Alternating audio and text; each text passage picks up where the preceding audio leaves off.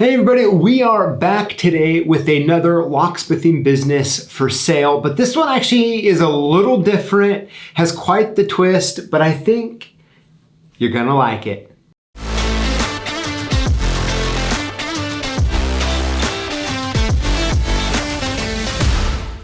All right, Dad, so we have a real fun and interesting, a little bit different type of locksmithing business for sale, but I actually know it's one that you'll really like to talk about. Okay.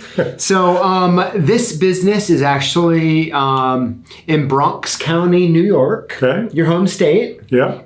And it is a hardware, locksmith, and plumbing store for sale. And they're actually, they say steal it. So I highly recommend don't. But, Right. But so the asking price for this business is $350,000. Okay. And the cash flow of the business is a hair under $200,000, about $250,000 of inventory, and they're doing about $450,000 a year Okay. in revenue. So let me go ahead and let's just read it, and then we'll hop in it here. So it says, the Bronx is booming, especially in this neighborhood, a once-in-a-lifetime opportunity. Seller will finance discounted inventory, all offers considered. Buy a solid, established business that generates great income, money invested back in less than 2 years. Great, super dense residential neighborhood with a high percentage of new homeowners who take pride in their homes. Large apartment buildings throughout the neighborhood, high foot traffic, location by subway. Store sells everything every renter and homeowner needs to maintain and repair their home. Great locksmith and key business with new equipment. High margin plumbing pipe business with pipe cut to order. Rear yard is 3,500 square feet and is ideal to convert to a drive-in lumber yard. High seasonal rock salt sales. Rock salt inventory is not included in the inventory. Sign and send the attached NDA for more information. So the square footage of the building is 2,300 square feet. They have a lease going on through 2030, so about 6 years. And the rent is $5,600 a month.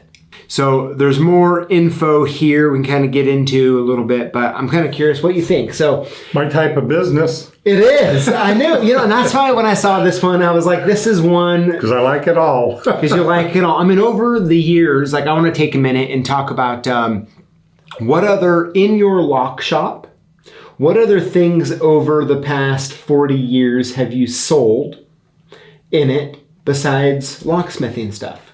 Well, when we first moved up here, we sold balloons for parties and stuff. Rent tables and chairs. Vending machines, of course. I think that's about it. Rubber stamps. Oh, yeah, rubber stamps.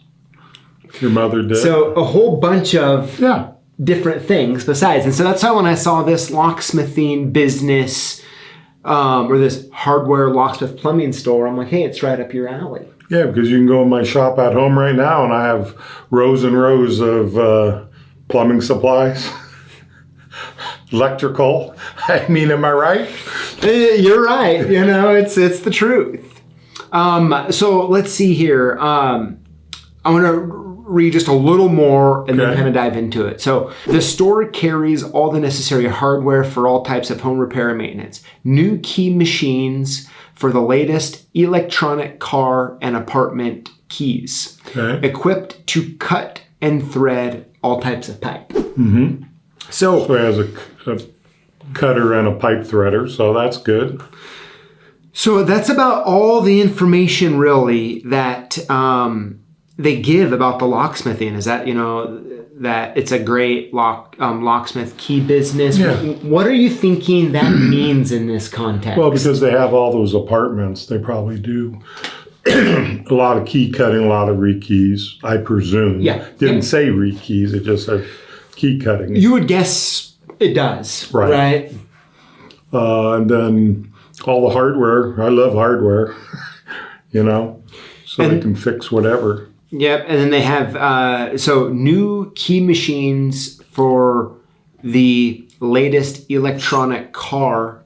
Right. And the way they put that, I'm sure it's, for like the Futura or the Black Widow, cut high security and programming. Are you thinking like actual key programming or cloning?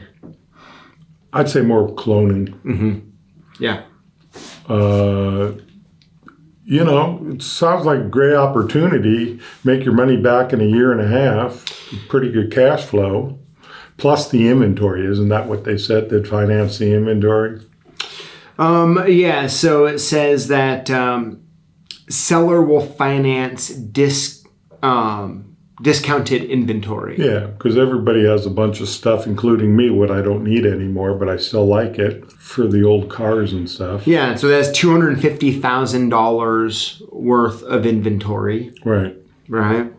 With $450,000 in sales, right? So it means, technically when you look at that, they're essentially moving everything twice, right? Which is kind of slow. But because there's such a large variety of stuff, I'm sure they carry from what the picture shows. Yeah, from the picture shows, it's they got chain and cable and all this stuff. Mm-hmm. And even at the lock shop, we carry chain. Yeah, but think about this. Doing $450,000 in revenue, and their cash flow is right at $200,000. Right? So it's telling you that it's an incredibly high margin overall business. Most hardware stores are. Yeah. And lock shops. If you were to be looking at this type of business, right? So you have 3 stores. You've had a few others over the years. Mm-hmm. What are your thoughts on? If I was closer, I'd probably buy it. Really? To be quite honest, yeah, because I like the hardware side of it. Okay. So it's kind of scratching a few itches you got in other places. Yeah, your dad always has itches. But yeah, and that's why when I saw this, I was like, this is right up your alley. You looking at this photo here gets you excited. Oh, yeah. Right? Oh, get to play with all that chain and cut it and... Which you've done. Oh, yeah. In your shops. Yeah. You've done. So, really, when you look at it, so the asking price is $350,000. Right. Well, they got a positive cash flow of $200 almost. Mm-hmm. So it's going to really only cost you $150 after you pay for it. Okay. Yeah. So to me, it seems like it's a good deal. So, yeah, it's like when I saw this, I was like, why is it so low? Yeah, exactly. What's the... Is it in a bad neighborhood? They say it's an upper neighborhood. Yeah. But, the only thing I might, because I don't like Subways. Are you talking about like the sandwich shop or the one underground? Let's talk both. There's probably a lot of people, go by, but to go to work, to come, there's the hardware store. I need a quick key. I need, some cable. Yeah. New hinge or whatever. Yeah. They were established in 1946. Oh, it's long so it's time. Sounds like a real established neighborhood type hardware store. You would think it would be a lot more than that, though. You really would. Now, I'm kind of wondering if the asking price is different than the inventory. Yeah, because it really doesn't say, does it? Doesn't really say, but when you have in here, the seller will finance the discounted inventory. Right. It kind of makes me feel like you're going to pay $350 plus and then the inventory. The owner's going to carry the inventory. Right. Still, nonetheless, it's still really, you're talking a half, $650,000. Right. Which is not bad. No, not for a busy, established... Rent-in for, right. Yeah. I think it's pretty interesting. But what I really kind of want to key in here on, though, a little bit, no pun intended, is the lock and the key part of it. From all of your experience running the stores that you have, and going into a hardware store type setting, what opportunities do you think come to your mind when it comes to the locks and keys that you would maybe want to implement to make more money? In the aspects besides the locksmith? No, but with the locksmith and the key stuff. Well, I'd make sure that they rekey locks. Okay. And, the hottest, the latest stuff. A lot of electronic deadbolts and, Okay, so talking about keys and stuff in particular, right? You're a person that likes to have, 2,000+ different keys on the board, right? I'd say 3 or 4. Or 3 or 4. Yeah. In a hardware setting, right, they're going to have the most popular ones, right? Probably the Heiko or the Hillman or whatever. Mm-hmm. And that's kind of about it. Right. Like, are you wanting to, is there certain keys that you Well, it says want? locksmith, so I would presume they would have a section of just all the old stuff, what's in this around, but you don't cut that much of it. Okay. Because you can charge a lot more for those keys, because not everybody's going to have them. Yeah. Just like our lock shop. We have a lot of oddball stuff. Yeah.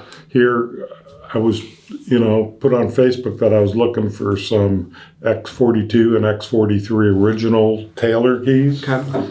And somebody reached out. I paid him top dollar for them. Okay. So, but when it comes to this, right? So this building is, where is it at? 2,200. 2,300 square feet for everything. So you don't have a ton of space. No.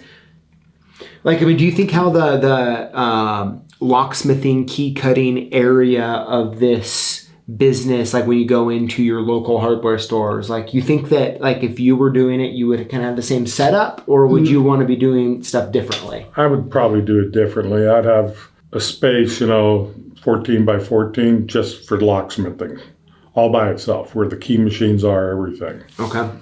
And do it that way. Because most of them at the hardware stores, the guy's running the register and he's trying to cut keys and whatnot. Yeah. So it kind of sounds like you would take this 2,300 square foot hardware store and turn it into a really big locksmithing store. Well, do they sell safes? That's something else you could get. But when you're limited to space, because when I first moved up to Idaho, my shop was 220 square feet. I had 2 in the ground safes, and that's it, Yeah. And now what? We have 140, 50 between all the stores, new and used. Sure. But there's always place to expand. It all depends on the clientele, on what they're looking for. Yeah. But the lumberyard sounds great, but do they really have enough room? Because where they people park, or is it only a walking neighborhood? Yeah. Yeah.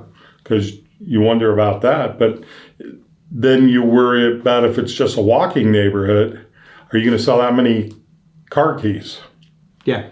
Yeah. I mean, it's one of those things, because in those big cities, space is premium, because he's paying $5,600. Yeah. I wish I could get that for my 3,000 square foot. You could talk to the landlord. Yeah, it'd be tough. So I think it's interesting overall in this business. It seems like it's a pretty gosh darn good deal without actually knowing anything more than outside what it says. Says. But I just really knew this one would get you excited. Oh, it got me excited. Now, if it was around here, I'd probably do it. No ands, ifs, or buts. Oh, yeah. Okay. And I mean, if you had to guess, on just a fun kind of side note here, if you had to guess between the different, so they really kind of talk about 3 things in particular in this listing. They talk about the locksmithing, the lock and key stuff, right? And that they've invested equipment to do this stuff. Automotive. Mm-hmm. They talk about pipe cutting. Yep. And they talk about rock salt. Right. So there's a lot of snow and a lot of broken pipes. Right. Because they're most likely the older neighborhoods are galvanized. Yeah. Or lead, where they got to change them. Yeah. Because they're going to freeze. Copper probably, unless the whole place has been redone, is out. Yep. And the PEX, I don't know if they use that yet. Yeah. But you would think. So, and, I think the interesting thing is, rock salt is also something that you've sold out of your stores. Oh, yeah. You're right. Yeah. Right? Yeah, buy pallets of it. And so when it comes to the three, the pipe cutting, the rock salt, and the locksmithing, what's your guess on the most profitable of those three? Rock salt and locksmithing. Okay. If they do the rekeying and stuff. Yeah. Because there's not much cost in that. Yeah. But you get big dollars for it. Mm-hmm. But, during winter, pipes, everybody breaks, everything freezes up. Mm-hmm. So anything, just all three are really a good together. And think about this, though. The rear yard's about 3,500 square feet, and they're saying you could convert it to a drive-in lumber yard. Yeah. I mean, this is your Disneyland. Yeah, it is. Right? Yeah, because I like all that stuff. You really do. So, any closing thoughts on this business here?